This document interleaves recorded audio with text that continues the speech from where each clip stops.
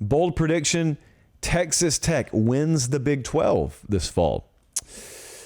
Well, I'm going to put a 9.25 on the boldness scale. It's bold, but it's the Big 12. As Dan Hawkins once told us, it's the Big 12. He said it for a much different reason.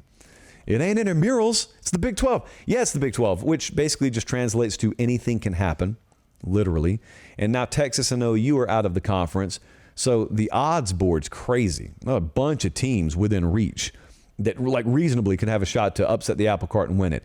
So then we start to look at schedule. How could Texas Tech pull this thing off? Well, they avoid 4 of the top 5 odds teams in the Big 12. Doesn't mean anything, especially when the odds are that tightly compacted. All I'm trying to do in May is give you a really, really broad sense of what the strength of schedule is. They don't play the toughest strength of schedule in the world. You remember last year, Oklahoma State had a really good draw. Well, this year, Texas Tech's got a pretty good draw. They've got to keep their quarterback healthy. You talk to Joey McGuire, one of the first things he'll say is, I don't think I've ever had a year where I had to play this many quarterbacks and had this much upheaval because of injury in the quarterback room as I did last year. Well, if they avoid that this year, hey, things could happen.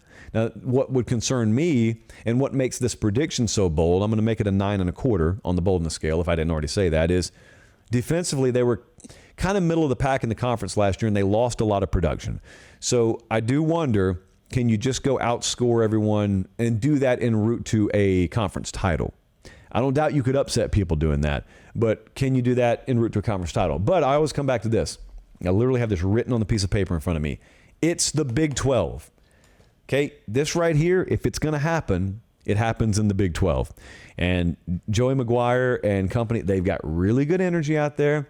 All you need to do is check his Twitter account to know they've got facility enhancements happening day over day. I think that guy is working part-time construction. The head coach at Texas Tech could very well be coming to work with a hard hat, but not metaphorically. I really do think the guy is spending his mornings on the construction site. And you know what? If he is, more power to him. It's something I've done in the past. I don't wish to do it in the future. And I have immense respect for you guys who do work in that industry because I've been there before. Sheetrockers. You want to learn about life? Hang out with the sheetrockers. If you are young and impressionable and you have temporarily walked away from college because you need to figure yourself out, let me tell you how to get back in school. Go hang out with the sheetrockers on construction sites because your boy did that. I was working in AC installation in summer in Georgia, but I was always close by with the sheetrockers. Sheetrockers are like pirate captains. They are their own world. People who hang sheetrock are awesome, but they are totally unique to any other group of people in any other profession in the world. The insights that you will get from sheetrockers are mind-blowing, and they will put your jaw on the ground unlike anything else that you've ever gotten. So anyway, I don't know how I went from Texas Tech to sheetrocking, but somehow it all made sense in my mind.